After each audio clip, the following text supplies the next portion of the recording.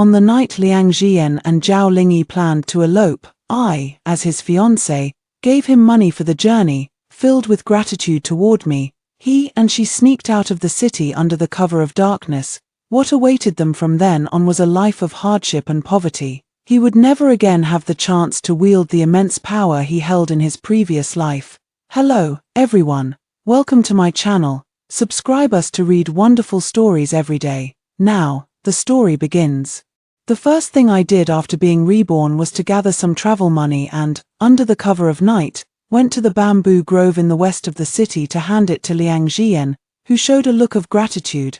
Liang Jian and Zhao Lingyi eloped, watching their hurried figures. It was as if I could see their wretched lives to come. A noble-born eldest son from a prestigious family willingly degraded himself, abandoning his status, position, and wealth for a female physician from the martial world. The news spread like wildfire, becoming the laughingstock of the capital. Childhood sweethearts are no match for a sudden beauty. This became the talk of the town in tea-houses and taverns, and I, the poor fiancé who was pitifully abandoned as everyone said, also shed tears on the spot, confirming the rumors. When his father came to my door, his face was full of dejection. This matter had shamed him deeply. We have wronged you. With eyes full of grievance, I responded softly, it is fate that we are not meant to be. Brother, I do not blame him. Then I turned and left gracefully. In a secluded spot, a faint smile touched my lips. In this lifetime, I will let him be. Speaking of his destined connection with Zhao Lingyi, it is indeed a beautiful tale. While traveling in the southern borderlands, he accidentally suffered from snake venom and was saved by Zhao Lingyi.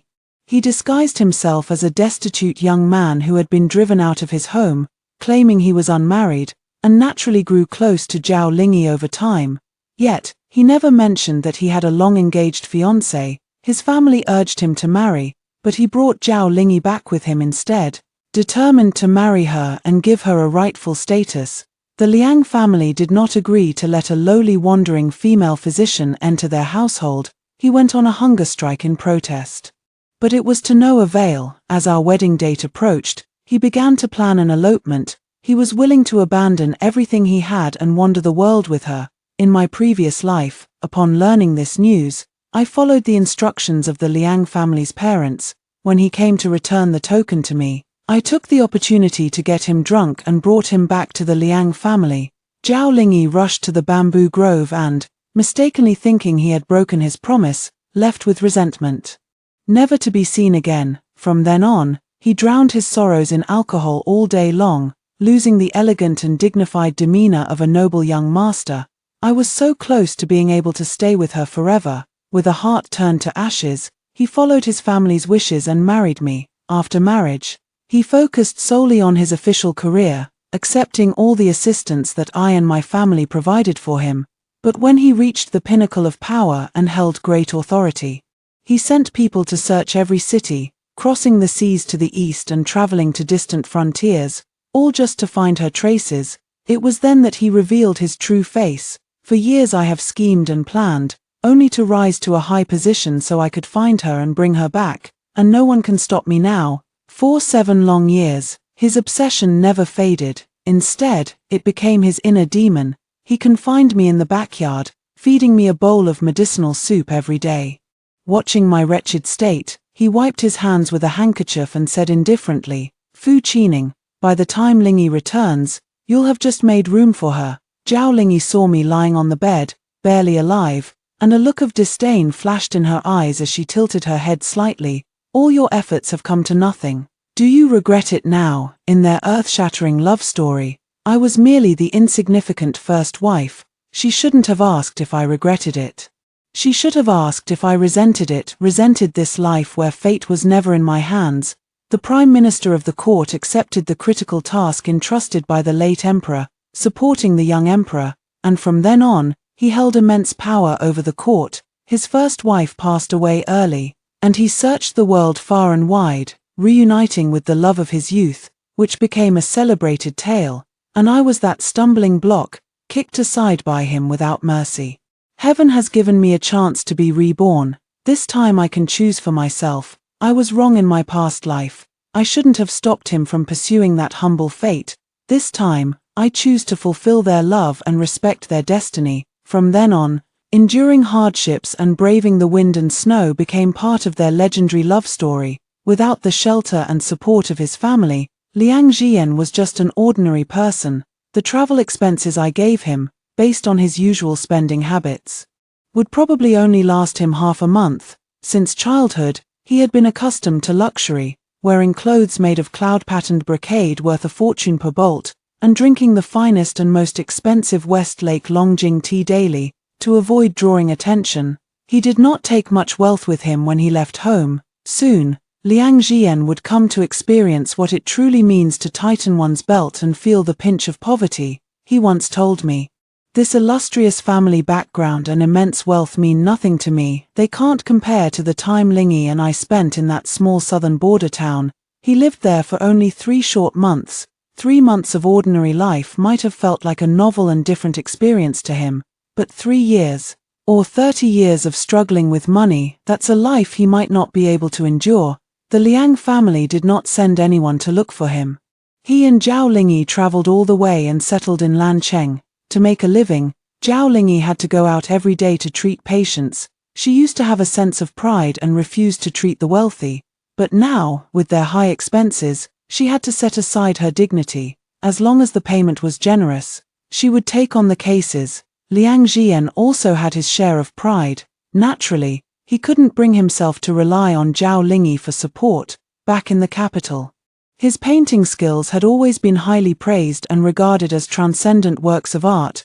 That proud scion of a noble family had resorted to selling his calligraphy and paintings to make a living, yet his works were picked apart and freely criticized by the common folk in the marketplace. In the past, people would have paid a fortune just to obtain a single piece of his art. Now, even the commoners on the street claimed his paintings weren't worth 20 coins. Perhaps at this moment, he was also pondering what he had left after leaving the Liang family. On Zhao Lingy's birthday, they had their first argument. It was because while treating the son of a wealthy merchant, Zhao Lingy had won his favor. On her birthday, that wealthy merchant's son sent her countless treasures of brocade and jewels, and even set off fireworks for 2 consecutive hours at the largest restaurant in Lancheng in her honor. All the citizens of the city witnessed this grand spectacle. In fact, this scene had also occurred in her previous life, but it happened after Zhao Lingy left the capital alone. That wealthy merchant's son stayed by her side, comforting her in her melancholy, taking her on trips to enjoy the mountains and waters. But now that she had successfully eloped with Liang Jian, that wealthy merchant's son had appeared a bit earlier. She watched the fireworks with a radiant smile, a scene that happened to be captured by Liang Jian, who had just hurried over. He questioned Zhao Lingy, "You once said you didn't care about my status, that whether I was a nobleman or a commoner, your feelings wouldn't change. How could it be that in such a short time, you now despise my poverty and inability to provide you with a life of luxury, and wish to seek a better match?" As his words fell, he smashed the ceramic doll in his hand to the ground and turned to leave. Zhao Lingy chased after him, and the two erupted into an argument in the small courtyard. No matter how Zhao Lingy explained, he refused to believe that there was no entanglement between her and that wealthy young master. He bought her a ceramic doll with the money he earned from selling his calligraphy and paintings as a birthday gift, but it seemed so meager and laughable in the face of silk, jewels, and the fireworks lighting up the sky, wounding his pride. Zhao Lingy's accusatory attitude only made him feel more disheartened. She blamed him for leaving early and returning late every day, no longer offering the patient companionship he once had. When she faced difficulties during her medical practice, she had no one to confide her sorrows in. But Liang Jian coldly retorted, "If it weren't for you, how could I have fallen to such a state?" When the news came back, I read it and burned the letter to ashes. This letter was sent from the Liang family. I knew Liang Jian's movements earlier than they did. I set a small feast to drink under the moon, surrounded by my closest friends. Miss Ji Yu, feeling indignant on my behalf, couldn't help but sigh. Young Master Liang abandoned his family and status for a female physician. He will surely regret it one day. This ordeal can be considered heaven's way of helping you recognize his true nature. Knowing he was not the right one and letting go early is indeed a blessing. I nodded in agreement and shared a drink with her. In truth, after he eloped with Zhao Lingyi, the Liang family had intended to send guards to drag him back. It was my persuasion that stopped his parents from searching for him. The more others try to stop him, the more he wants to prove that their love is stronger than gold and can defy the world. It's better to let him be. Matters of the heart are as fleeting as clouds and mist. When boredom sets in, it will fade away. The Liang parents took my words to heart and let him fend for himself. Now that they have sent this letter to me, it proves that what I said was right. Now, with no one standing in their way, the two have instead become a resentful couple.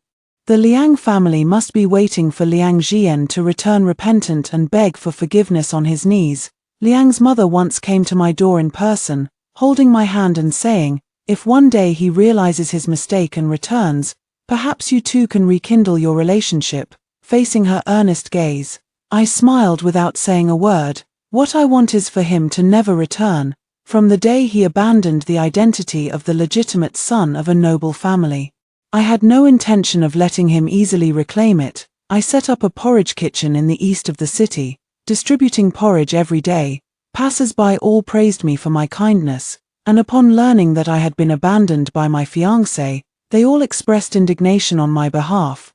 The news of the legitimate son of the Liang family eloping with someone spread like wildfire, but I set up the porridge stall for another purpose. When I saw the birthmark on the grubby little beggar's arm, I knew the person I was looking for had appeared. Her name was Luo Jinyang. She knelt at my feet, tugging at my clothes, begging me to save her mother. I spent a fortune to hire a physician to treat her mother and even arranged a small courtyard for them outside to settle the mother and daughter. Her mother's illness has improved, and she can now make a living by embroidering and doing laundry, no longer needing to beg. As for the silver she owed from previous medical treatments, I have repaid it all for her. She said I am a rare kind soul in this world. She is mistaken. I only help those who are of value to me. Perhaps she still doesn't realize that she shouldn't have been living this kind of life. Liang Jian occupies the position that should have been hers. Back then, the Liang family had several sons born to concubines, but the legal wife remained childless for a long time. When she finally became pregnant, she gave birth to a daughter. To make matters worse, she injured her body during childbirth, making it difficult for her to conceive again in the future. She took a desperate gamble. She replaced her own daughter with the son of a common family. Over the years, Liang Jian, as the only legitimate son of the Liang family, enjoyed immense wealth and luxury. Unaware that all of this was stolen from someone else's life, the one who should have been raised in luxury and honor was the young lady who had been switched at birth. Liang Jian was nothing but a complete imposter, a cuckoo occupying the magpie's nest. In his previous life, he had learned the truth during an investigation, yet he chose to bury it. The woman named Luo Jinyang died at the hands of an assassin sent by Liang Jian. Liang's mother, upon learning all this, actually chose to help him conceal it, showing no concern for her own daughter's life. This time, I will help her to completely drive Liang Jian out of the Liang family. Liang Jian returned earlier than I had imagined. The first thing he did after returning was to come and see me. He had someone deliver a letter inside, while outside a torrential rain was pouring down, yet he insisted on standing under the eaves and refused to leave. When I went out with an umbrella to meet him, his clothes were already soaked by the heavy rain. Gone were the splendid robes of the past. Today, he wore only a plain, unadorned long gown without any accessories. "Why did you give me travel money back then?" he asked in a low voice, speaking slowly as if hoping I would take the initiative to speak and offer him a way to save face. I chuckled softly. "I'm more interested to see how long you and she can last without my interference. I'm quite looking forward to the outcome." Hearing this, his eyes dimmed with sorrow, as if he no longer wished to speak of it. In my past life, he searched the world for her and bestowed upon her the highest honors, even going so far as to poison me to pave her way. I thought such love could withstand any storm, doubt, or suspicion. I never expected it to crumble so quickly. He was obsessed with nothing but the Zhao Lingyi in his memory, whom he had sought but never obtained. Once obtained, it turned out to be nothing special. I knew the reason he returned to the capital. He had personally witnessed Zhao Lingyi sobbing on the shoulder of that wealthy young master. It turns out I was wrong. He spoke abruptly, his tone somber, cheating. Would you still be willing to give me a chance? He tentatively spoke these words. I said slowly, you really shouldn't have asked that. From the moment you brought Zhao Lingyi back, you made me lose face. You eloped with her and caused me to be ridiculed by everyone. Now that you've been hurt by her, you turn to me. Am I so insignificant? Am I just your second choice? Panic flickered in his eyes, and after a long pause, he murmured, I know I shouldn't hope for you to come back to me easily. I will do whatever it takes to make you satisfied. He turned and left in the pouring rain. In the days that followed, he came to visit repeatedly. Everyone said he had turned over a new leaf, but I didn't want to see him, so I feigned illness to send him away. Yet his next move was utterly shocking. At the foot of Xiangshan Temple, he knelt and prayed for me on each of the 9,900 steps, stubbornly making his way to the mountaintop on his knees. He knelt before the Buddha for 3 days, praying for my recovery, wishing me lasting health and happiness. He made a vow before the shrine, hoping to form a blessed union with me and stay together until our hair turns white. My mother told me that he is a wise man, who personally built the steps for me to walk toward him. He knew I was feigning illness to avoid him, and he also knew I cared about the loss of face from the past, so he used this gesture to give me plenty of face. But I went to see Luo Jinyang. Some things could no longer be delayed. Luo Jinyang had always been grateful to me and was always extremely humble in my presence, yet she should have been the legitimate daughter of the Liang family, living a life of luxury and comfort, not wandering the streets, forced to worry about making ends meet. I took her hand and looked at the crescent-shaped birthmark on her arm. She followed me into the carriage, which was parked outside the Liang family's residence. From a distance, we could just see Lady Liang stepping out, her carriage splendid and surrounded by a crowd of maids and servants. The words that followed would completely change her life. Do you know where this is? She looked at me with confusion and chuckled softly. The Liang family, such a prosperous and powerful clan, has stood strong for generations without decline. Their ancestors once produced 7 marquises in a single generation. Of course I've heard of them. But someone as lowly as me would never dare to approach. This is your true home. She let out a light laugh, thinking I was merely joking with her. That elegantly dressed lady from earlier is the matriarch of the Liang family and your birth mother. The crescent-shaped birthmark on your arm is the proof. The current heir, Liang Jian, has taken the position that rightfully belongs to you. You were switched at birth. You can verify all of this with the woman you now call mother. She stood frozen in place, needing time to process such news. I escorted her back to the alley. When she got out of the car, she seemed distracted, standing outside the house for a long time without stepping in. She was sharp-minded, but the closer she got to the truth, the more timid she became. After I returned to the residence, the Liang family sent over many more gifts. I had the maidservant record and catalog them, storing them in the warehouse, as they were all to be returned in the future. After descending from Xiangshan Temple, he handed me a peace charm, saying he had personally prayed for it. He clearly knew I was just making an excuse, yet he didn't expose me. Instead, he used the situation to play the part of a prodigal son returning. My mother, aware of my aversion to him, urged me to consider other families. Today he is a young general, tomorrow he is the son of a minister. One family banquet after another was held at home, making it very lively. Mother said the Fu family is also a prominent noble clan, no less distinguished than the Liang family. The Fu family has produced several imperial tutors and prime ministers, a family of refined prestige with disciples all over the world. A daughter of the Fu family need not suffer his grievances. Unexpectedly, at the flower viewing banquet hosted by the Lady of Changyuan, he actually avoided the crowd, cornered me against the wall, gripped my shoulders, and threatened, Fu Qining. Haven't I done enough? I've even trampled on my own dignity to give you a way out, yet you insist on keeping up your pride. What more do you want from me? I watched his loss of composure. His current self-control isn't even a tenth of what it was in his past life. He couldn't keep up the act after just a few days. I broke free from his grasp, shook off his hand, and said slowly, just because you offer a way out, must I take it? When I called off the engagement and brought Lingyi back, weren't you desperate and heartbroken? Giving me travel money back then, wasn't it just to make me think kindly of you? Now that I've turned back, don't play this game of playing hard to get too far. To me, a prodigal's return is worthless. I slowed my speech, letting the words fall gently. He froze, his slightly raised hand pausing mid-air. He couldn't understand why my obsession with him had vanished overnight. After a long while, he maintained his posture and issued a threat. There aren't many families who dare to oppose the Liang family. I understood the implication behind his words. As long as he refused to relent, other families were unlikely to risk offending the Liang family by forming a marriage alliance with the Fu family. He wants to drag me down. The families that had earlier intended to form a marriage alliance with the Fu family gradually distanced themselves. I know it's him who's been scheming behind the scenes. The only reason he wants to salvage this marriage is because it brings him the greatest benefit. With the combined efforts of the Liang and Fu families, they will surely help him rise to great heights and reach the pinnacle of officialdom. To achieve this, he did not hesitate to humble himself and lower his pride to beg me to come back. But when I coldly refused, he resorted to threats, truly his typical behavior.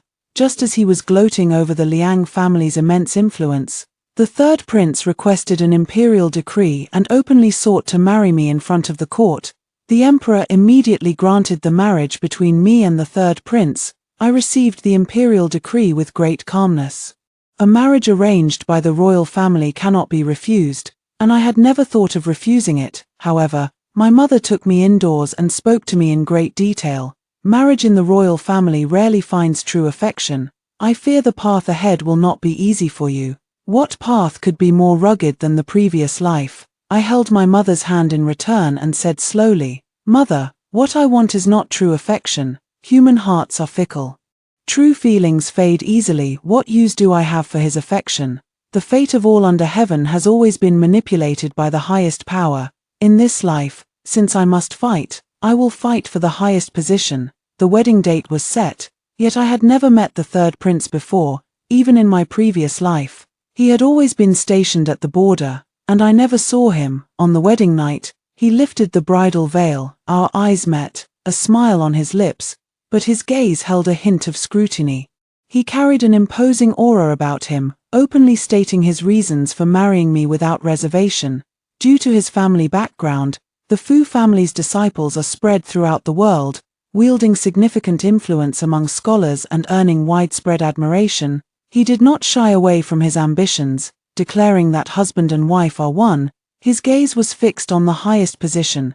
He solemnly promised that if he were to ascend to a high position in the future, he would grant me unparalleled honor and the status of mother of the nation. I smiled faintly and handed him the ceremonial wedding wine, saying, "Your Highness will surely achieve your aspirations. My family and I will spare no effort to pave the way for you."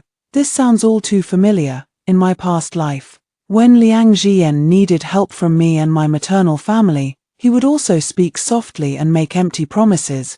But they were just empty promises. Who couldn't make those? He could do it. And so can I. In my past life, helping others seize power was too exhausting. How could it compare to the delight of having others help me seize power? In this life, who uses whom remains to be seen. On the third day of the wedding return visit, the third prince personally accompanied me back. He wouldn't skimp on giving the respect and dignity that was due. Mother asked me privately, "How does the third prince treat you?" I only replied, "We treat each other with respect." On the way back, he mentioned that the border was being harassed by foreign invaders, and the emperor might send him to lead troops to suppress them. But I stopped him. He must not go on this journey. He didn't understand why I insisted on stopping him, thinking I was just being unreasonable. If your highness insists on going, then when conflict arises in the future, the Fu family will stand by and do nothing. He seemed annoyed, but after weighing the options, he returned to his residence and began feigning illness. In the end, the emperor sent General Huaihua to go instead. I thought it was just a rebellion by the barbarians that could be quelled with a little suppression, but no one expected that General Huaihua would die there. The barbarians are skilled in Jiyu sorcery, and their strange illnesses are hard to cure. When the news came back, the third prince broke out in a cold sweat in his mansion. He held me in his arms, sighing repeatedly that I was his lucky star. and with me by his side, he would surely turn misfortune into blessing and calamity into good fortune. From then on, he trusted and relied on me even more. Zhao Lingyi came back to find Liang Jian again, in order to clear up the misunderstanding, but Liang Jian had witnessed the scene of Zhao Lingyi sobbing on the shoulder of that wealthy young master, and it seemed his heart had turned cold, this time. Without waiting for Liang's parents to intervene, he himself ordered Zhao Lingyi to be driven away. When I encountered the two of them again, it was just as they were pulling and tugging at each other in the tavern. Zhao Lingyi tugged at his sleeve, pleading desperately for him to listen to her explanation.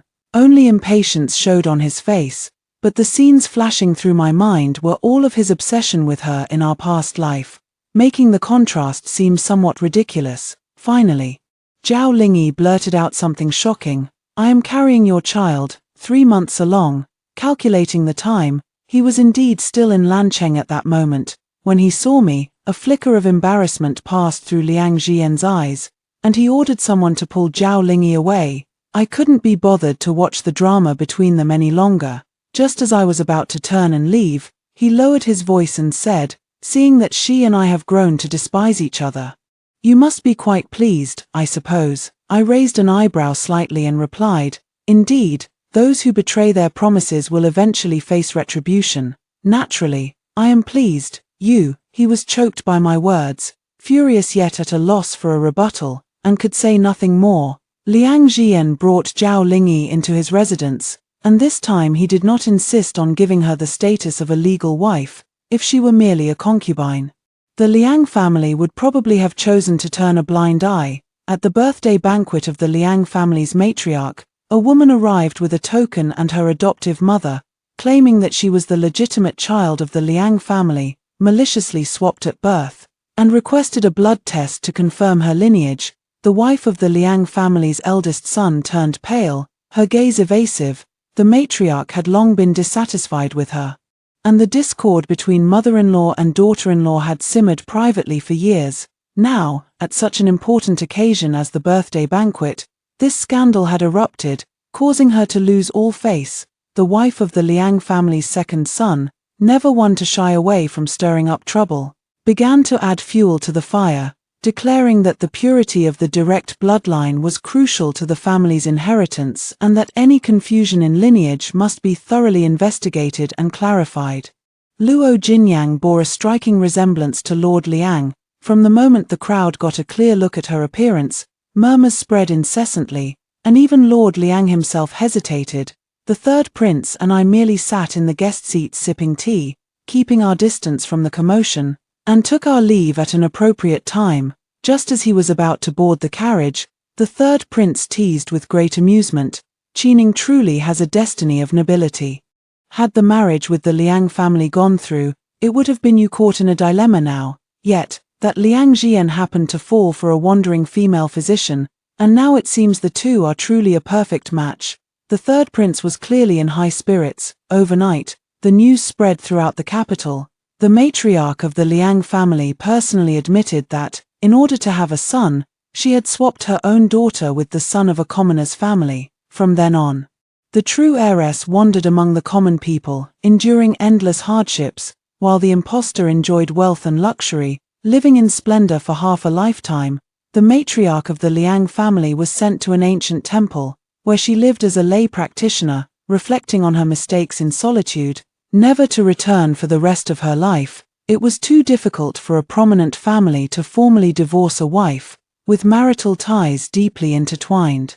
This was already the most dignified outcome they could offer her. Liang Jian was also driven out of the Liang family. The matriarch and the head of the Liang family were initially reluctant, but his position in the Liang household was far too awkward. He held the title of the legitimate heir, a status that others simply could not tolerate. On the day he stepped out of the Liang family's gates, Luo Jinyang was brought back to the Liang family to be recognized and returned to his ancestral roots.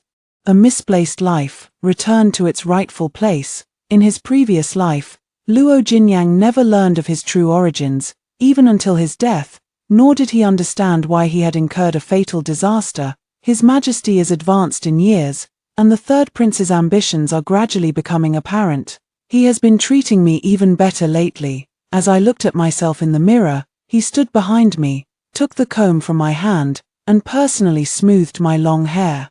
Now that His Majesty the Emperor has shown intentions of appointing a crown prince, I hope my father-in-law can lend me a hand in the court. As soon as he said this, I understood his meaning. Your Highness, rest assured, your wish will surely be fulfilled in due time. With such a promise from me, he was naturally overjoyed. Over the years, he has gained some prestige in the military, but among the civil officials, his reputation is far from favorable. To ascend to the position of crown prince, he must first win over the civil officials. He received a satisfactory reply. Back when Liang Jian was eager to succeed in his official career, his behavior was exactly the same as it is now. I've seen it many times, so I naturally know what he wants and what he wants to hear. Soon, the political climate among the court officials shifted dramatically, and they unanimously recommended the third prince as the crown prince. Those who once looked down on him now praised his outstanding military achievements and noble character. The emperor's eldest son died young, the second son was indulged in pleasure all day, and the third prince could be considered the best choice. With the support of many, the third prince ascended to the position of crown prince. On the day of the coronation, I stood by his side, dressed in a magnificent palace gown. He held my hand, smiling with a hint of deeper meaning. The road ahead is perilous. You should journey with me. I met his gaze and smiled faintly. Naturally, on this day, I entered the Eastern Palace with him. Everyone said I was blessed with good fortune, for the current crown prince held me in great affection and esteem. When they mentioned how Liang Jian had broken his promise and called off the engagement, they only treated it as a joke. Soon, I was with child. The crown prince was overjoyed, saying he hoped I would bear him a son. If this child were a boy, he would be the eldest grandson of the current emperor, holding a special significance in His Majesty's heart. I smiled and replied, that depends on whether heaven wills it, but he hurried away, actually heading to Jing'an Temple to pray, asking the heavens to bless that this must be a male heir. Let him busy himself with his own affairs. What I want is a daughter. A daughter inheriting everything from me is what I wish to see. If a royal grandson is born, it would certainly make his position as crown prince even more secure. I am aware of the unease deep in his heart, for the current emperor is partial to his youngest son, favoring the ninth prince the most. In the previous life, it was this ninth prince who inherited the throne. Before his death, the emperor entrusted the young prince to his ministers, ordering Liang Jian and others to assist him wholeheartedly. As for the third prince, he never even had the chance to reach the position of crown prince. He died in that rebellion by the foreign tribes. But what I wanted was a daughter. The daughter they looked down upon is the treasure in my heart. I heard that after Liang Jian was driven out of the Liang family, he lived a very hard and destitute life. Life was tough, and the two of them argued constantly. In a moment of carelessness, he pushed Zhao Lingyi, and she lost her child. She was disheartened and disappeared without a trace. From then on, their fate had nothing to do with me. Life and death, fortune and misfortune, poverty and wealth, all were their own making.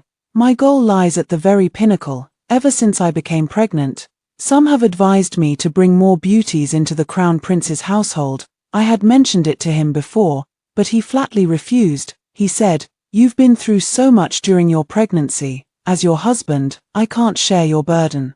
But I should spend more time with you instead. There's no need to select any more beauties, I don't need their service." His words moved even the palace maids by my side, not to mention the royal family. Even in ordinary wealthy households, when the mistress is pregnant, it's customary to prepare some maids to serve the master. His words made him sound like a husband hard to find in this world. Despite his high status, he was considerate of his wife. The maids cast envious glances and immediately began flattering her, saying how fortunate she was. My gaze focused thoughtfully as I looked at the crown prince and said with a light laugh, "Indeed, it is my good fortune to have met someone as virtuous as your highness." In that case, he was quite pleased and increasingly played the role of an attentive and considerate husband in front of everyone. The noble ladies in the capital still whispered among themselves, saying that marrying a man like the crown prince would make their lives worthwhile. Hearing these words, I could only shake my head and smile. If one were to believe in the affections of the royal family, that would be the height of foolishness. So when I saw him having a secret rendezvous with Yu Hanyang at the mid-autumn night banquet, not a single ripple stirred in my heart. I stood behind the rockery, leisurely watching him hold Yu Hanyang as they poured out their hearts to each other. He gently comforted her. The great undertaking is not yet accomplished, and I still need to rely on her and her maternal family. The better I treat her, the more her family will spare no effort to support me. In the future, I will surely give you a proper status, allowing you to stand by my side openly and honorably. Yu Hanyang leaned into his embrace, her voice choked with emotion. What if the crown princess does not allow it? The crown prince's tone was cold and stern at that point. She won't have a choice. I watched the whole drama unfold, and only after the two of them had left did I slowly emerge from behind the rockery. When the birds are gone, the bow is put away. It has always been this way since ancient times. But when the time comes, who will be the bird and who will be the bow remains to be seen. The crown prince is always excessively arrogant. When I returned to the Eastern Palace, I saw his figure anxiously searching for me. This face full of worry really doesn't show any flaws. I slightly frowned. Where did your highness get this hibiscus fragrance from? It smells like the powder used by women. A flicker of panic crossed his eyes, which he quickly concealed. It must have been when I passed by the hibiscus flowerbed in the imperial garden just now. That's how it got on me. I smiled and did not press further.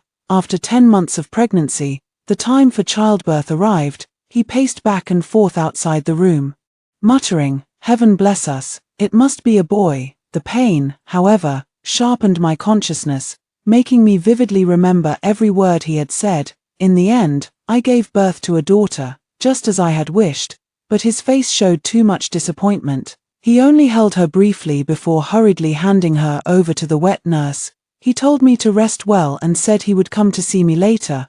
The maid beside him seemed to notice his attitude, her lips twitching as if she wanted to speak but held back.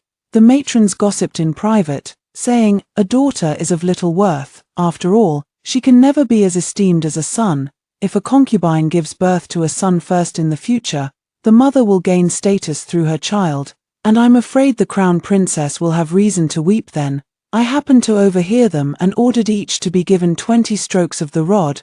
Watching them wail in agony, I remarked indifferently, "My daughter will undoubtedly be of incomparable nobility." From then on, no one in the Eastern Palace dared to speak out. The old emperor fell seriously ill, and with the crown prince acting as regent, the burden on his shoulders grew heavier.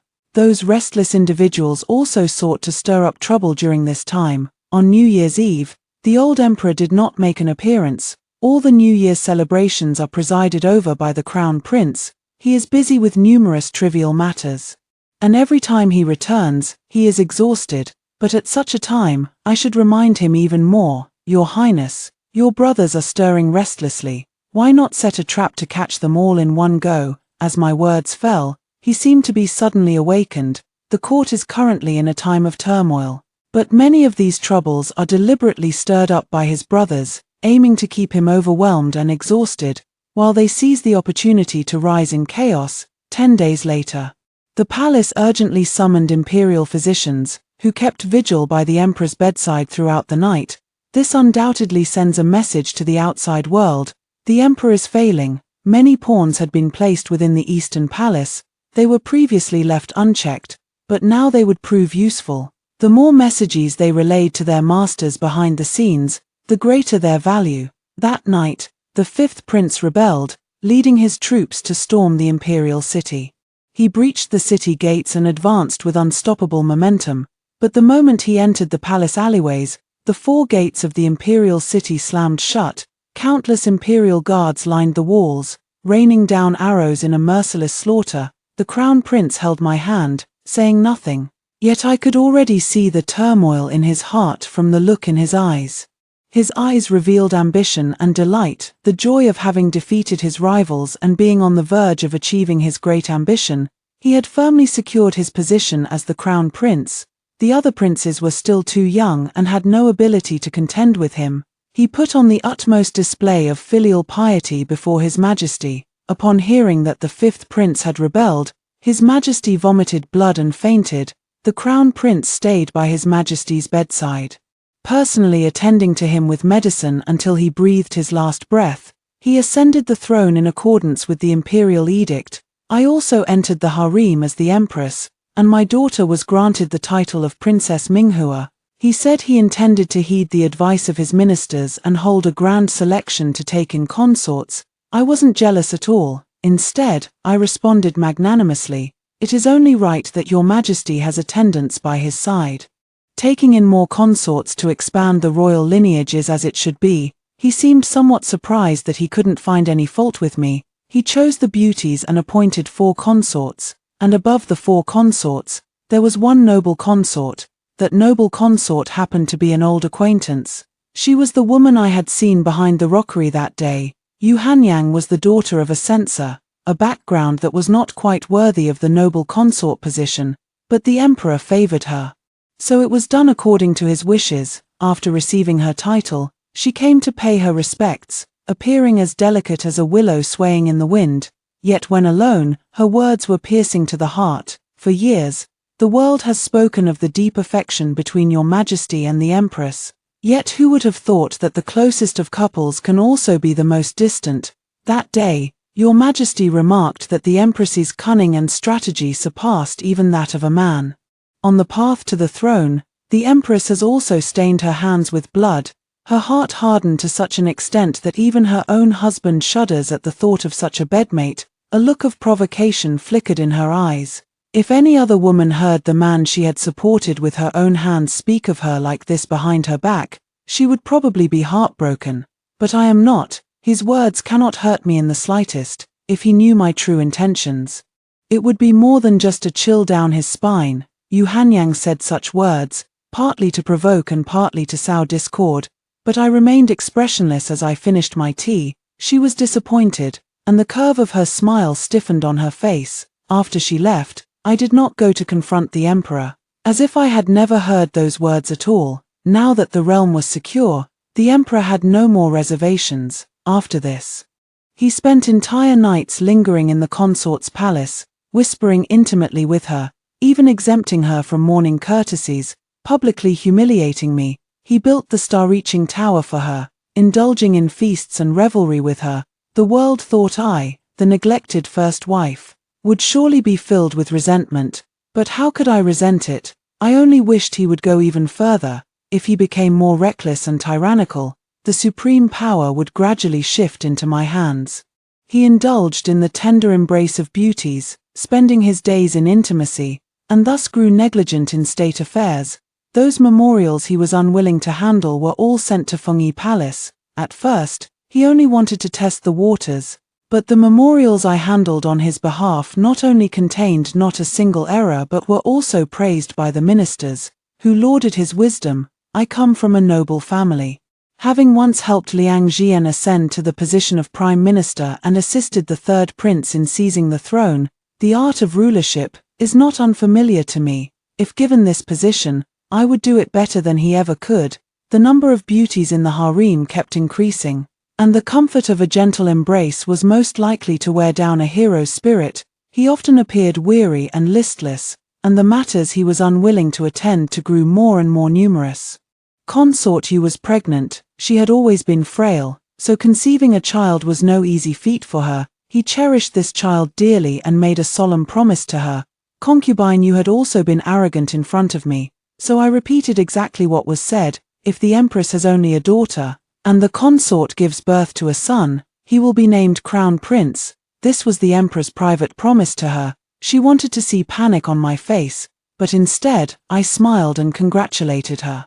Her Majesty the Queen may appear calm and composed now, but deep down, she must despise me to the core. Now that it has come to this, I might as well tell you, the Emperor and I have been in love for years. He only married you for the sake of the throne. She placed a hand on her abdomen, a smile spreading across her face. If you could take my place right now, would you still be wasting your breath on me?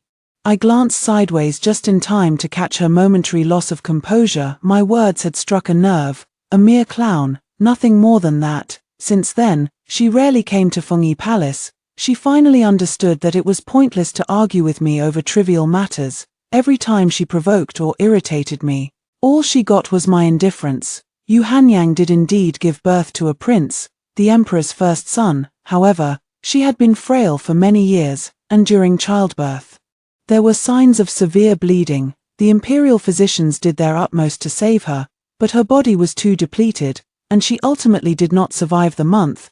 The emperor was overwhelmed with grief and suspended court sessions for several days. He sat listlessly in her bedchamber every day, holding her old clothes, shutting the palace doors, and refusing to see anyone. The ministers had to come to me for urgent state affairs, as I was the only one they could ask for guidance. He issued an edict to crown her son as the crown prince. An infant still in swaddling clothes was hastily named the heir. How reckless! But the imperial physician said that Yu Hanyang had a difficult childbirth that day, and the crown prince was born weak, unlikely to grow up smoothly, and might not live past the age of 10. These words he dared not speak to His Majesty. Since the imperial physician dares not speak, then your Majesty need not know. Let him believe that his crown prince is a healthy child. He cannot bear to hear the minister's remonstrations, yet he insists on posthumously honoring her as empress. What he could not give her in life, he is now determined to grant her in death. The harem is abuzz with discussions, but I did not oppose it. Instead, I helped him quell the rumors. He knew that I handled matters with discretion, so he entrusted more and more tasks to me. He was completely immersed in the grief of the imperial consort's death, drinking continuously without restraint, often to the point of being dead drunk. With many matters to attend to and little food consumed, his appetite had also greatly diminished. Not long after, he developed a headache. At first, it was just a slight pain, but later it became unbearable. After the imperial physician examined him, he only said it was due to a cold entering the body and that it required careful recuperation. I noticed the physician's hesitant expression but did not press him, only summoning him privately later. Physician who, His Majesty is reluctant to acknowledge his illness and avoids treatment. If you have any concerns, you may speak to me privately in detail. Do not provoke His Majesty's irritation or anger. Upon hearing this, Physician who breathed a sigh of relief. He said the illness could be minor or severe. With careful nurturing, it would remain a minor ailment. But if indulgence continued and the body was not cared for, it could develop into a chronic headache. Wind ailments are stubborn and cannot be completely cured. The ancient method of trepanation mentioned by the divine physicians, no one dared to try. His Majesty detests being restrained the most. So how could he rest properly? As the understanding and virtuous queen in his eyes, I naturally must comply with his wishes, whether he indulges in nightly revelries or dwells on memories of the past. I will never go against his will. The life-prolonging and wind-expelling decoction prescribed by the imperial physicians, he refuses to drink it, and I let him have his way. He was obsessed with the art of alchemy, seeking out various practitioners, convinced that consuming the golden elixir would allow him to see the consort's face and hear her voice again in his dreams. And I never stopped him. In just a short year, his symptoms worsened, with numbness and weakness in his limbs, and blurred vision. He gradually became unable to handle the affairs of the court with the same vigor. When reviewing memorials for even a short while, he would feel dizzy and unable to see clearly, with his right hand numb and weak, making it impossible to hold a brush. It wasn't until he picked up the teacup and his hand trembled uncontrollably that he realized the severity of the problem. But by then, it was already too late. The medicinal decoction prescribed by the imperial physician had little effect on him anymore. He could barely manage to attend court each day, and after returning, he had no energy left to handle government affairs. All of this, he could only entrust to my hands. Apart from me, he had no one he could trust. His brothers were the ones he suspected the most. His children were still too young, and I am his wedded wife, who has accompanied him through the storms of power struggles to this day. We have faced open and hidden dangers together.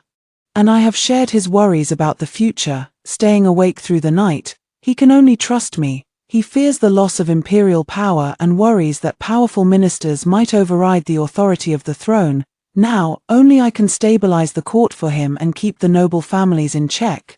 During his convalescence, all matters of state, big and small, were decided by me.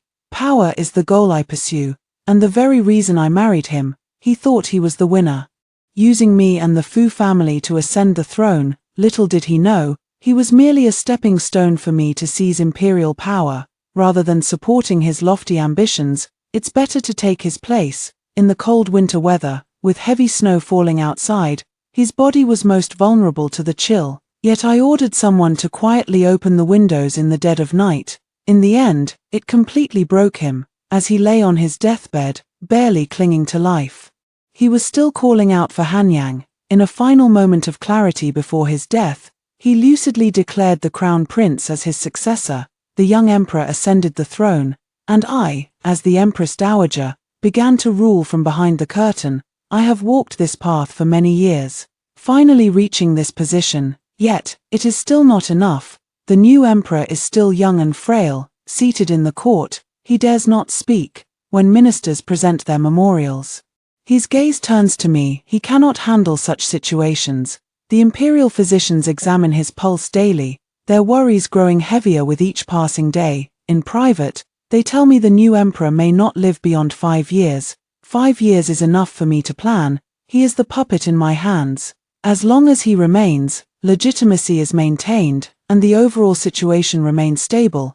I will use these 5 years to firmly grasp the entire dynasty in my hands, so that even without him in the future, the realm will not fall into chaos. To this end, I promote scholars from humble backgrounds, selecting talent without rigid constraints, breaking the entrenched solidarity of the noble clans. The old and new factions check and balance each other. With all imperial clan members being exiled to remote borderlands, the Mirror Bureau was established to supervise all officials and encourage mutual oversight.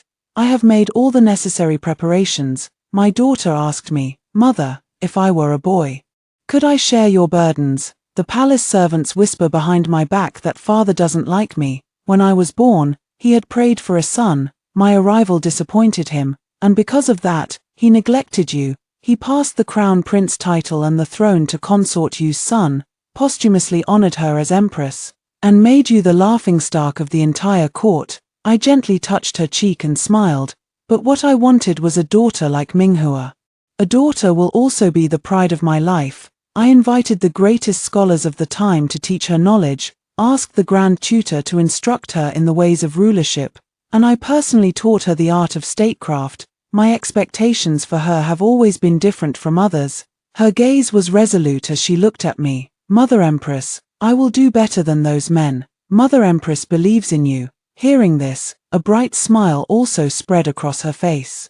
The young emperor passed away at the tender age of 9. I ascended to the throne with an iron hand. Without legitimacy, this path had to be paved with mountains of corpses and seas of blood.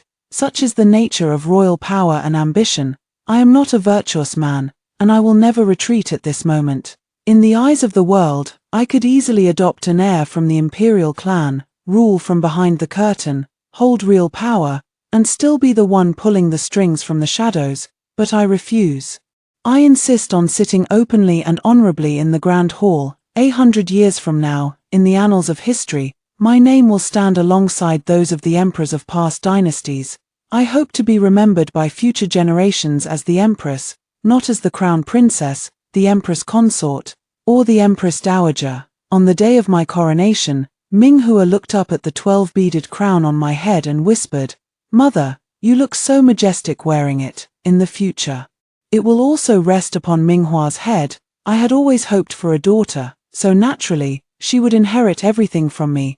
The path of an empress was never meant to be a legacy for just one lifetime, and I will never allow it to end with mine. Heaven and earth were overturned, the world turned upside down. Yet I encountered an old acquaintance once more. Everyone said Liang Jian had gone mad. In tattered clothes, he climbed the city tower, stood there, and shouted. I was appointed as prime minister, wielded power over the realm, entrusted by the late emperor with the care of his orphan. Tasked with great responsibility, I supported the young emperor, achieved merits that overshadowed the world, and left a legacy for all eternity. His voice was cold and resolute, echoing atop the city wall. A crowd had gathered below the wall, pointing and murmuring about him. What he said was, I remember now, he had remembered everything from his past life. Afterwards, he leaped from the top of the city wall. As he fell, his face bore a relieved smile, as if he had truly found liberation. The commoners below watched his body plummet. Those who knew him could only sigh and say, once the pride of heaven in his early years, reduced to a street wanderer in his later life. He must have been unable to bear such a drastic fall and blow. That's why he went mad. His memories were far more than just these. The high status and power of his past life felt like a fleeting dream. The more one possesses in dreams, the more desperate reality becomes. In his previous life, he was the one who held immense power and supported the young emperor. In this life, I am the one who reigns supreme and holds great authority. The year Minghua came of age, she entered the Eastern Palace. She already possessed the dignified bearing of a crown prince, her gaze resolute as she declared, I will help Mother guard this legacy, ensuring its prosperity for all eternity. The end. The second story. When I was 8 years old, my father sat with me on the palace wall, pointing far into the distance at the capital below and saying, Changel, whatever you desire within this vast empire, I will grant it to you. Back then, he was still young, with a hint of sharpness in his brows and eyes. He taught me to ride horses and shoot arrows, and even secretly let me sit on the dragon throne, laughing as he said, My Changel is far wiser than all those ministers. But later, he became intoxicated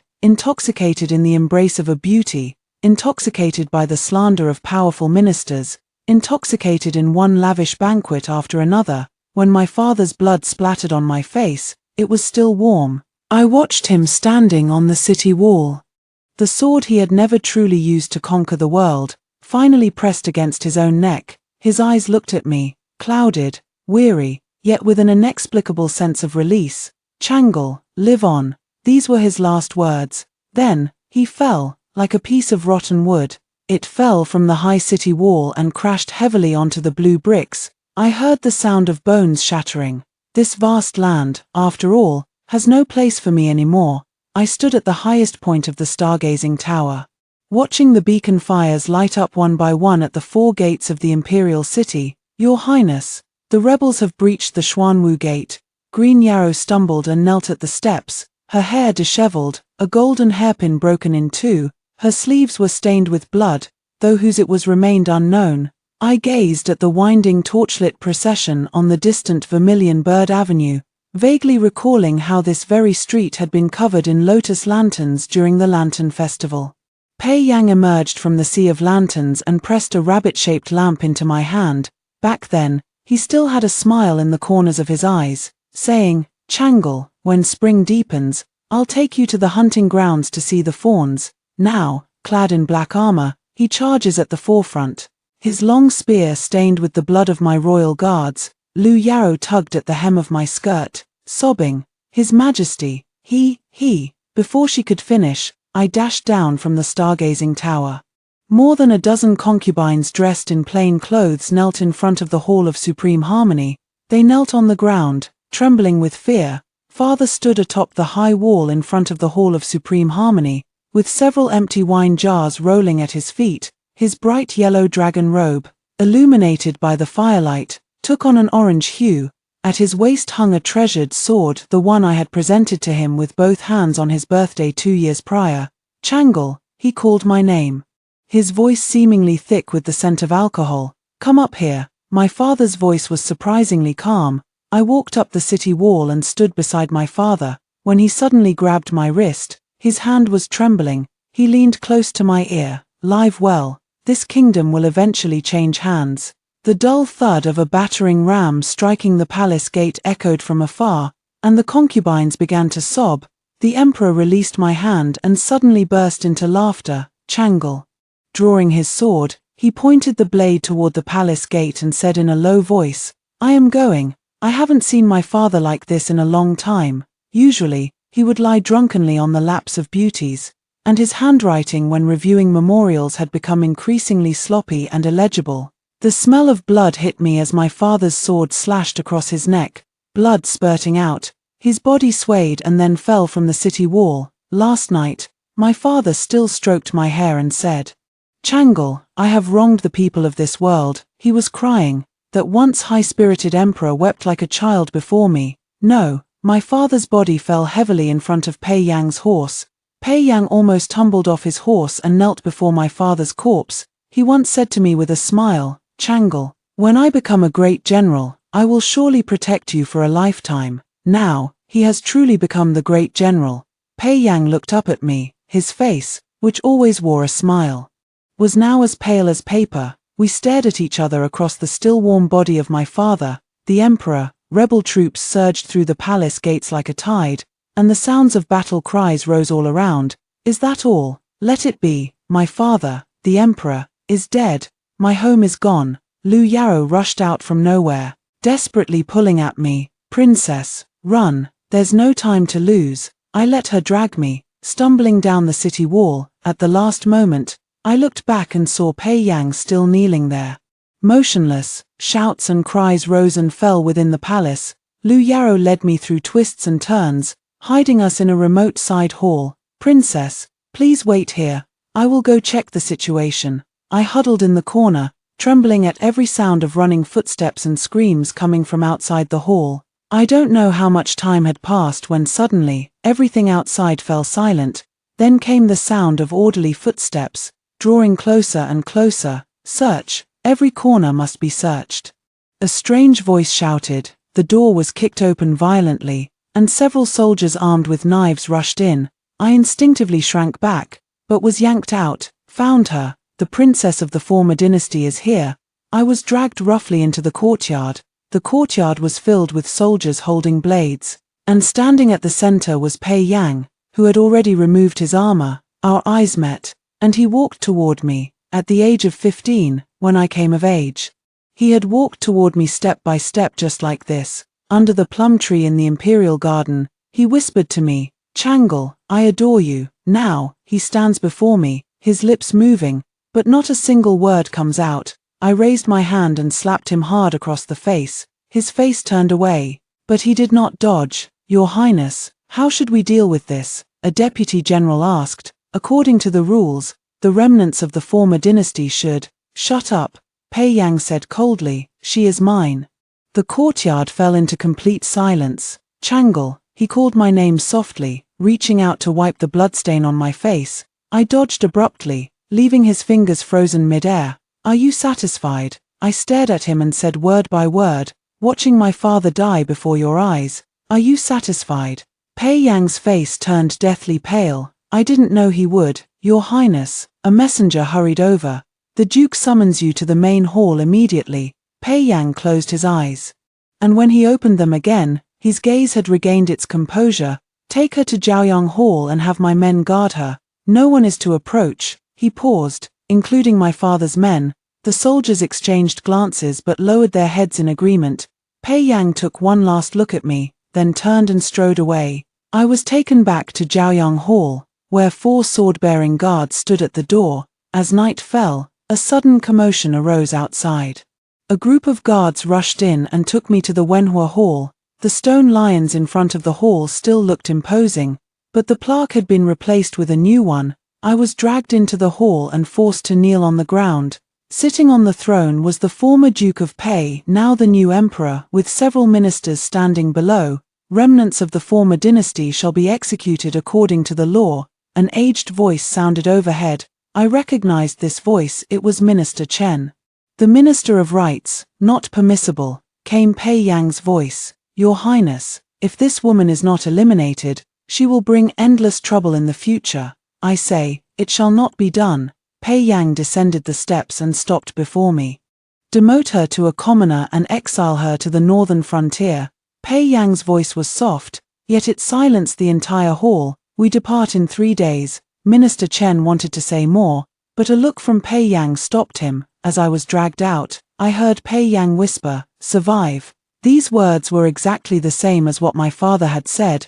I suddenly felt a strong urge to laugh, and indeed, I did laugh. As I laughed, tears began to fall. "If your Highness becomes an empress, you will surely be a tyrant in the future," he once joked. "Then you would be the treacherous minister aiding a tyrant." I retorted, "Now that I think about it, it's truly ironic. He became the crown prince who set things right. while I became the remnant of the former dynasty that everyone despises. The night before departing for the northern frontier, Pei Yang came to see me alone. Changle, he knelt down in front of me, his voice weary. Listen to me. Why should the crown prince of the new dynasty stoop to such a level? I sneered. What? Changed your mind, here to grant me death? He frowned deeply. I won't let you die, thank you so much. But unfortunately, my father didn't have that blessing. Pei Yang suddenly grabbed my shoulders. Do you think I wanted it to be this way? Do you know what your father did in his final years? He was addicted to the 5 minerals powder. Let corrupt officials control the court. While the south suffered from drought and corpses littered the fields, yet I was trembling all over. So you killed him? I didn't. Pei Yang almost shouted. I had no idea he would. He couldn't finish his sentence, released me, stood up, and began pacing back and forth in the room. I have people in the northern frontier. You'll be safe there. I laughed. Pei Yang, what makes you think I would accept your charity? Pei Yang didn't answer and continued on his own. Tomorrow, I will have someone escort you. He walked to the door, then paused. Changle, one day you will understand that some blood, if not shed today, will be spilled by thousands tomorrow. The next morning, I was escorted onto a carriage bound for the northern frontier. Lu Yarrow was held back inside the palace gates, weeping. I listened as her heart-wrenching cries grew fainter in the distance. The one in charge of escorting me was Xu Yuan, the commander of Pei Yang's personal guard. He handed me a bundle. His Highness asked me to give this to you. I opened it and found a few coarse cloth garments and a small pouch of broken silver. Beneath it all was a letter. I didn't open it, but tore it to shreds and scattered the pieces through the gaps in the carriage railing. A crowd of onlookers had gathered at the city gate, pointing and whispering among themselves. Is that the princess? She's quite beautiful. Pa, what good could come from the daughter of a foolish king? As the carriage slowly passed through the city gate, I took one last look back at the imperial capital. The morning sun cast a golden glow over the city walls, which still appeared majestic and magnificent from a distance. When I was a child, I often sneaked up to the highest watchtower with Pei Yang to watch the sunrise. I would point into the distance and say, someday, I will travel to every corner of these mountains and rivers. The wind in the northern frontier must be very cold. The carriage journey lasted a full 2 months. At every post station when changing horses, Xu Yuan would unlock my handcuffs to let me move around a bit. I tried to escape, but I was caught before I could get very far. Xu Yuan didn't scold me, he just sighed. Princess, please don't make it difficult for your subordinate. After entering the northern frontier, the scenery grew increasingly desolate. Finally, we stopped at a place called Yellow Sand Crossing, which was only 30 miles from the border and plagued by year-round wind and sand. Xu Yuan took me to see the local village chief. This is a convict woman exiled from the capital. She will settle here from now on. He didn't mention my identity, only saying my name is Yang Xiao. The village chief squinted at me. Can you work? No, I answered truthfully. He sneered and tossed me a hoe. Starting tomorrow, you'll work in the fields. Before leaving, Xu Yuan secretly slipped me a money pouch. His Highness said this should be enough for you to buy a house. On the first night, I slept in the village chief's woodshed. I woke up shivering in the middle of the night to find an old cotton-padded jacket covering me. The village chief's wife stood at the doorway. Don't die in my house, it's bad luck. The next day, I was taken to a wheat field. The farm women taught me how to weed, but I was so clumsy that I pulled out the wheat seedlings as well. At lunchtime, they gave me the hardest piece of flatbread. I took a bite and nearly broke a tooth. A delicate noble from the capital, a girl named Xiaoman, mocked me. I heard you're from a disgraced official's family. I remained silent. By evening, when work ended, my hands were already covered in blisters.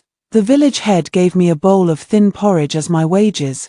3 months later, I finally learned the basic farm work.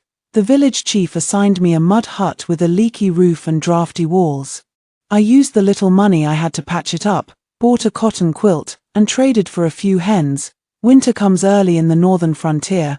The first snow fell, and my chicken froze to death. I stewed it into soup and shared it with Granny Zhong next door. After drinking the soup, she gave me a pair of fur gloves in return. My dear, the living must always look ahead. When spring arrived, A band of horse thieves came to town. When they were looting the grain, I hid in the well. When I climbed out, I saw Granny Jong lying in a pool of blood, still clutching the steamed bun she meant to give me. I knelt on the ground and closed her eyes, suddenly reminded of the last expression on my father's face. From that day on, I began learning to hunt with the town's hunters. The bowstring cut my finger, so I wrapped it with a cloth and continued. A month later, I was already able to hunt several wild rabbits every day. Lady Yang, your archery is excellent, the hunters praised me. I smiled but didn't tell them that all of this was taught by someone from the past. In the third year, a great drought struck the northern frontier. The fields yielded no harvest, and people in the town began to starve to death. I still went into the woods every day to hunt for game. Sometimes, if I was lucky, I could catch 1 or 2 scrawny sand rats, which I would then share with the frail children in the village. A mother knelt to thank me, saying her husband had been beaten to death by the tax collectors sent by the former emperor, the previous emperor. I felt a lump in my throat. That tyrant, she gritted her teeth. Thankfully the new emperor overthrew him, or we would have starved to death long ago. That night, I crouched by the long-dried riverbank and cried for a long time. In the eyes of the common people, this is how my father, the emperor, is perceived. I think I'm beginning to understand what Pei Yang meant when he said, "Some blood, if not shed today, will be shed by thousands tomorrow." In the 4th winter, a traveling merchant arrived in the town. He boasted in the tavern about having been to the capital. The crown prince is wise and benevolent. He reduced the taxes in the northern border regions by 30%. Someone asked, "I heard that Princess Changle of the previous dynasty was as beautiful as a fairy. Is that true?" Long dead, the traveling merchant took a gulp of wine. She was given a white silk cord on the day the new emperor ascended the throne. In the 5th autumn, the Hu people began to frequently harass the border. The village chief gathered the young men for training, and I signed up as well. When I shot an arrow straight through the bullseye on the training ground, everyone was stunned. "Miss Yang, your skills are impressive. If only you were a man," the village chief said, patting my shoulder. I just smiled. He didn't know that I had once competed in archery with the crown prince on the imperial training grounds and won 6 out of 10 rounds.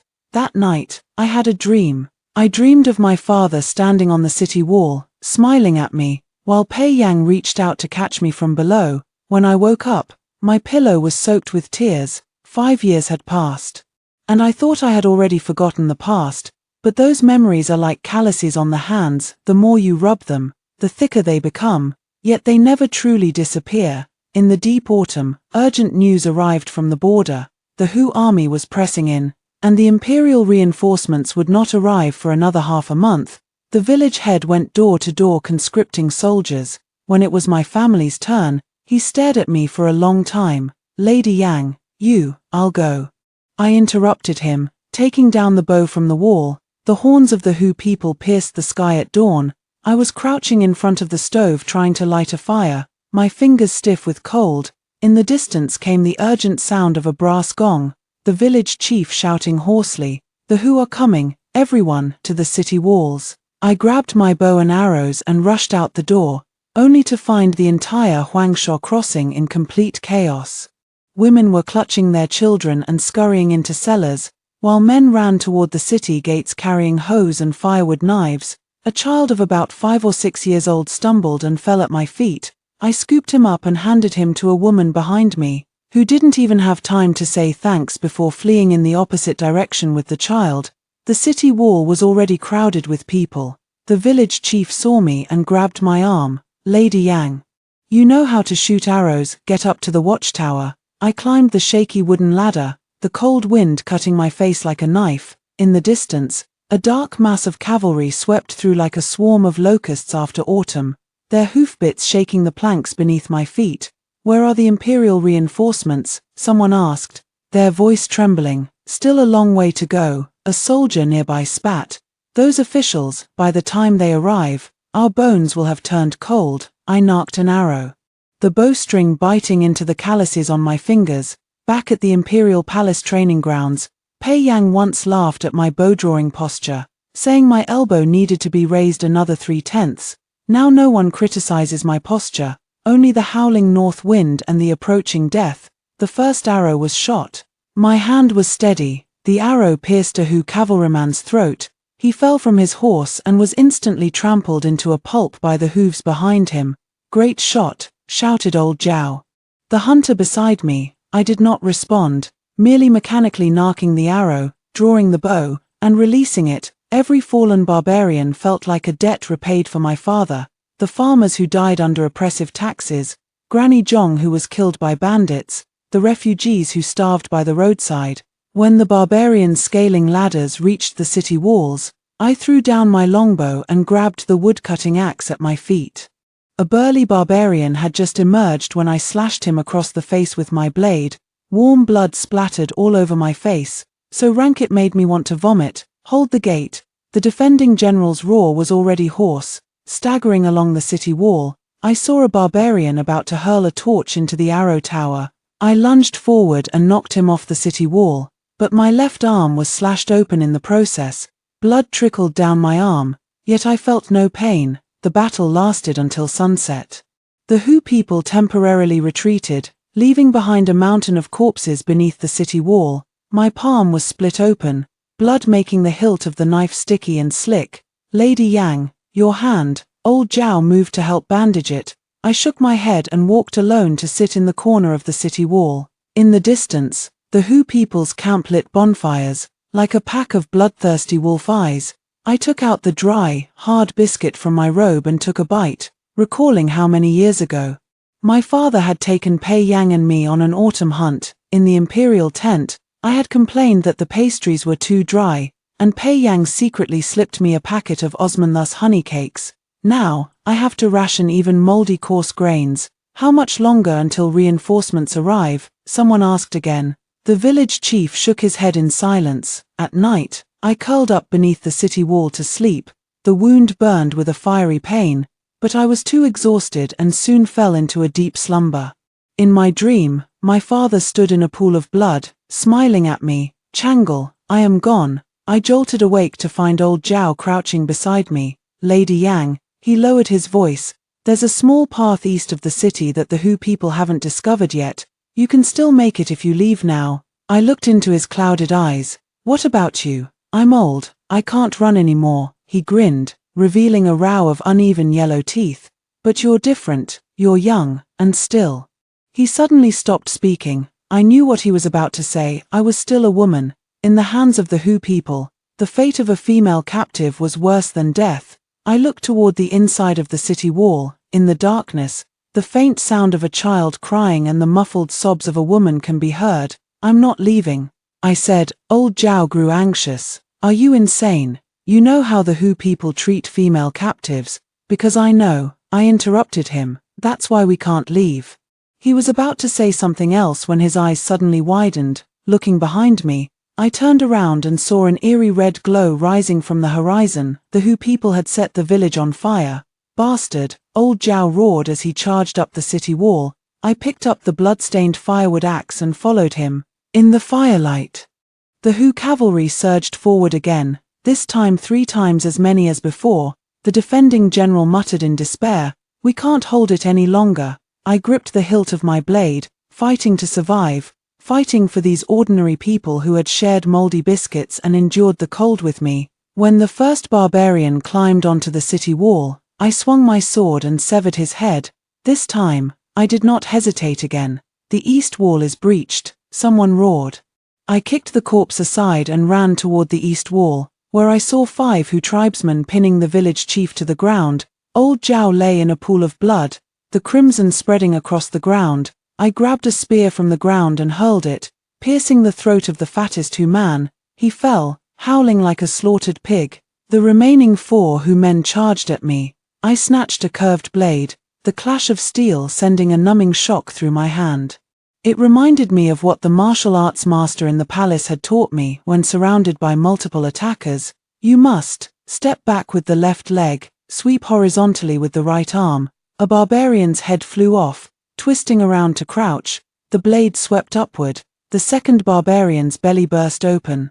The third blade grazed past my ear, slicing off a lock of hair. I rolled with the momentum, driving the tip of my blade into the man's instep, and as he bent over screaming, I slit his throat. The last man turned to flee. I picked up the bow and arrows from the ground, drew the bowstring taut. The moment the arrow pierced through the heart, the thunderous sound of war drums suddenly erupted in the distance.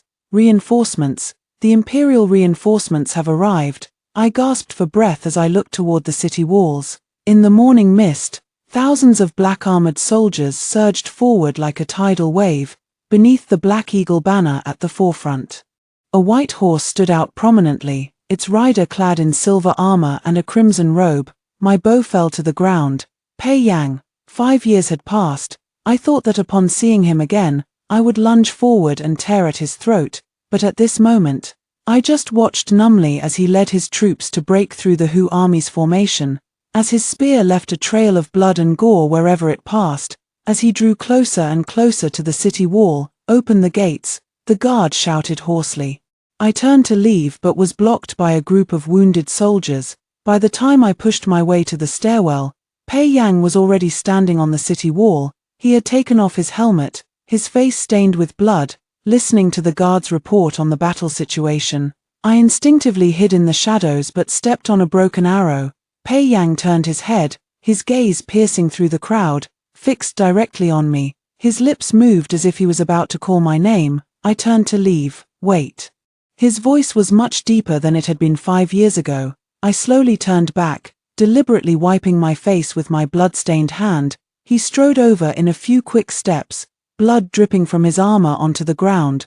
All the soldiers around lowered their heads, not daring to make a sound. "Chang, Yang Xiao." His voice was extremely low, carrying a familiar tremor. "You're alive," I sneered, disappointed. "Your Highness." He looked somewhat hurt, as if I had stabbed him at that moment. A deputy general hurried over. "Your Highness, the remnants of the Hu people have fled north. Should we pursue them?" "Pursue them?" He finally shifted his gaze. "Leave none alive." The deputy general accepted the order and departed. Pei Yang suddenly grabbed my wrist. "Come with me." I struggled but couldn't break free. He took me to an abandoned house, closed the door, and took off his cloak to hand it to me. "You're injured." Only then did I notice the wound on my left arm had reopened. Blood dripping down from my fingertips. I didn't take his cloak, tearing a strip of cloth from my sleeve with my teeth to bind the wound. "No need for your Highness to trouble yourself." "Changle." He reached out to touch my face, and I abruptly stepped back. "Changle died in the Imperial City 5 years ago." His hand froze mid-air, eventually dropping powerlessly. "I know you hate me. I hate you." I cut him off. "I hate even more that the Emperor is foolish and incompetent. That the Hu people burn, kill and plunder, and that this world is a place where the strong prey on the weak." I looked up and met his eyes directly. "As for you, Pei Yang, don't give me the chance to seek revenge." His face instantly drained of color. "Then why did you stay to defend the city?" "Atonement." I curled the corner of my mouth. "For the sins my father committed." Urgent footsteps echoed from outside the door. "Your Highness, we've captured the Hu scout." Pei Yang let out a deep sigh. "I'll come find you later." "No need." I turned and pulled open the door. "I still need to tend to the wounded." He grabbed my shoulder firmly. "Do you think I came here to reminisce? 9 of the 17 northern border towns have fallen. The Hu people are aiming for conquest this time. Do you know how they treat their captives?" "I know." I pried his fingers off. "That's why I killed 6 Hu soldiers who tried to take me alive." His pupils contracted sharply, and he suddenly seized my right hand. Calluses at the base of the thumb, scars on the knuckles, and crisscrossing knife marks across the palm. "These are not the hands a princess should have. Come back to the Central Command tent with me. Your skills and experience can save more people." I withdrew my hand. "In what capacity?" "A remnant of the fallen dynasty. In the name of Yang Xiao." He handed me a token. "From today onward, you are the archery instructor of the Northern Frontier Army's archery battalion." I stared at the heavy token and suddenly laughed. "Your Highness is quite the schemer. Not only have you seized the Li family's empire, but you also want me to guard the Pei family's realm for you." "Changle." He suddenly raised his voice, then forcefully suppressed it. "I sent you away 5 years ago to save your life. And now I need your protection." I grabbed the token and threw it at his chest. "Look at the bodies outside." Pei Yang, I've survived these 5 years without you." The token clattered to the ground, and we stared at each other across the span of 5 years. Finally, he bent down to pick up the token and gently placed it on the table. "Assemble at the training ground at dawn tomorrow." The moment the door closed, my knees went weak, and I nearly collapsed to the ground. Cheers from the soldiers echoed outside the window. They were celebrating the arrival of reinforcements. After tossing and turning all night, I still made it to the training ground before dawn the next day. The empty training ground was dotted with a group of early-rising soldiers practicing their martial arts. Upon seeing me, their movements noticeably slowed down. I stood before them, holding a longbow, and could clearly feel their probing gazes. "A woman is fit to be an instructor," someone in the ranks muttered. "I heard it was personally appointed by the Crown Prince." I pretended not to hear, raising my longbow. "Today, I will teach you archery." Laughter erupted immediately. "How about showing us your skill?" The former emperor had already gone mad, Pei Yang said, word by word. He personally killed the empress and the 2 princes, saying he would take them with him to die for the country. The memorial in my hand fell to the ground. "You're lying." I stood up abruptly. The Empress Dowager and the Crown Prince clearly died at the hands of the rebels. Pei Yang took a letter from his bosom and handed it to me. "This is the testimony of the former head of the Imperial Medical Institute. He witnessed it with his own eyes."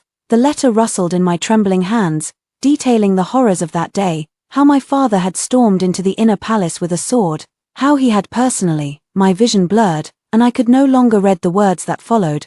Why, I could no longer stand and collapsed into a chair. Pei Yang stood quietly, giving me time to digest it all. "And you," I spoke up, "what role do you play in this drama?" Pei Yang's eyes dimmed. "My father did indeed have rebellious intentions long ago, but I never intended to harm you. But you still took part." I looked up at him. "You personally led the troops into the palace, watched with your own eyes as my father died. If I had refused, the entire Pei family would have been executed." Pei Yang's voice was hoarse.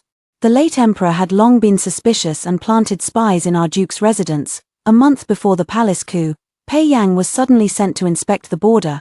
Before his departure, he climbed over the wall to see me late at night, holding me and talking for a long time. At the time, I thought it was just an ordinary farewell, but looking back now, "Did you know it might have been the last time we saw each other?" Pei Yang acquiesced. On the way back, I kept thinking about my father's final choice. He walked soberly into madness, and then chose sobriety in madness. In the most tragic way, he preserved the last shred of dignity he had as an emperor. On the day Pei Yang set off back to the capital, I stood on the city wall watching the assembled troops. "Chang'e," Pei Yang's voice came from behind me. I turned around to see weariness etched between his brows. He walked to my side and gazed into the distance with me. After a moment of silence, he turned his head to look at me, his gaze deep and heavy. "Don't you have anything to say?" I met his gaze. "What do you want me to say?" He suddenly reached out and grasped my wrist, not too hard, but firm enough that I couldn't break free. "Come back to the capital with me." He had said this many times before, but this time, his tone carried an unshakable certainty that brooked no refusal.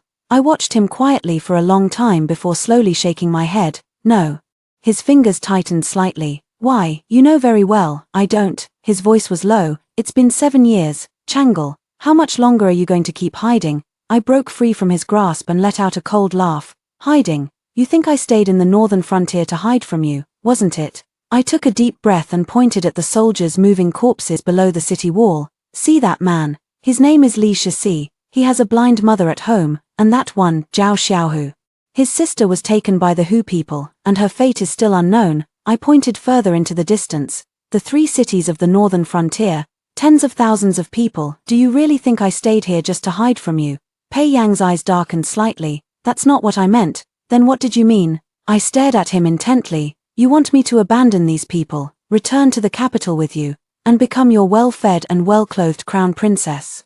Or do you want me to witness your ascension to the throne, watch the Pei family's empire stand firm forever, and see my father's memorial tablet thrown into the darkest corner of the ancestral temple?" His voice turned cold. "You know very well I would never do that." "I don't know." I shook my head. "Between you and me, things have long ceased to be what they once were." He remained silent for a long time before murmuring softly, "I thought we still had some room left, room for maneuver."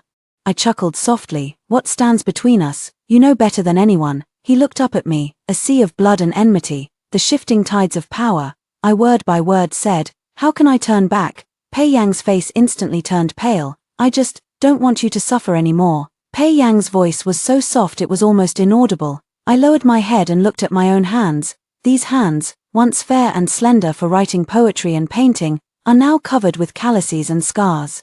Capable of drawing a 3-stone-strong bow and wielding a sword to slay enemies, I am not suffering. I looked up into the distance. Here, at least I know what I am living for. Pei Yang, for the first time in 2 years, I called him by his name. We can't go back. He froze in place, the light in his eyes slowly fading. I knew what he was hoping for, hoping I would break down in tears, forgive him, and start over. But life isn't a play. Some wounds can never heal, after a long while.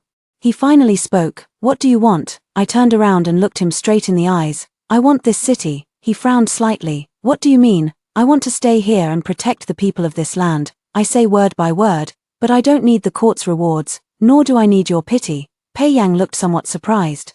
Do you intend to carve out your own territory? No, I shook my head. The people here need me, and I need them too. By the way, there's also Lu Yao. I paused for a moment, then continued, if she is willing, please have someone escort her here.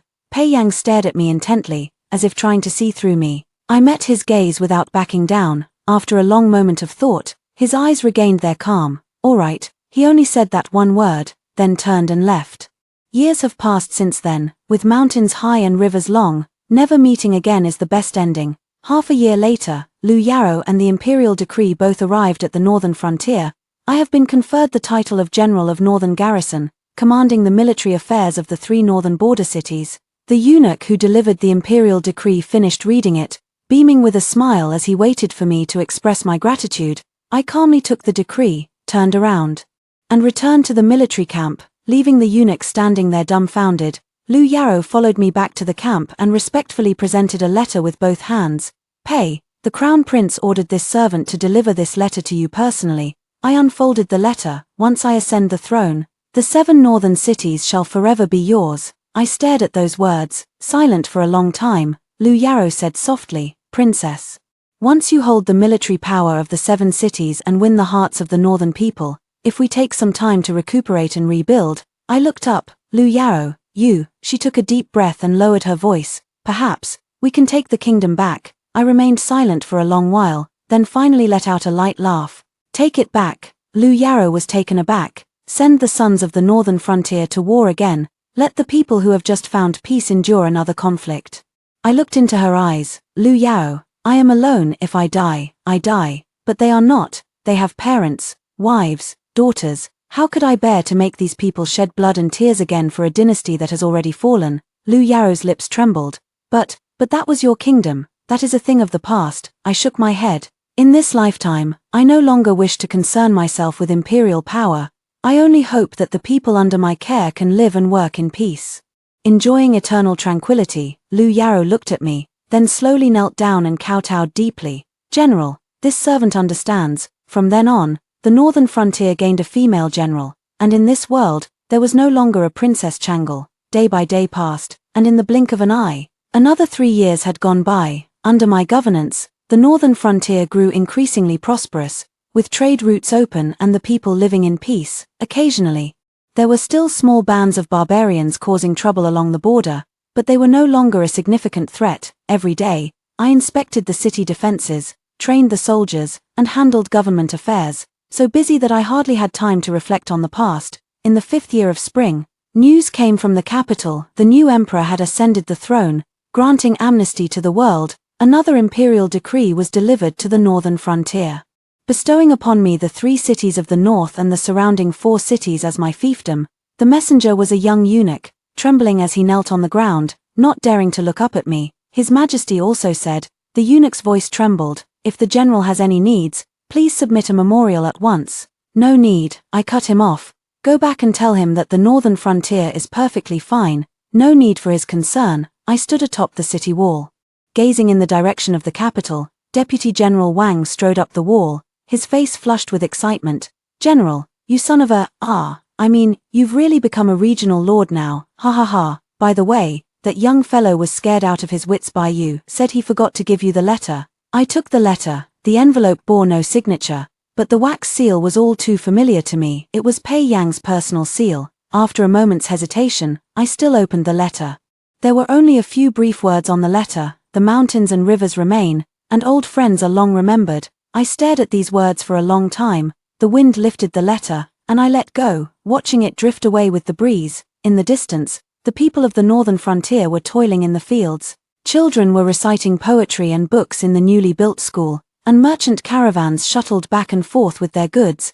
This border city, once ravaged by war, now brimmed with vibrant vitality. Let's go, time for border patrol. I touched the sword at my waist and turned to walk down the city wall.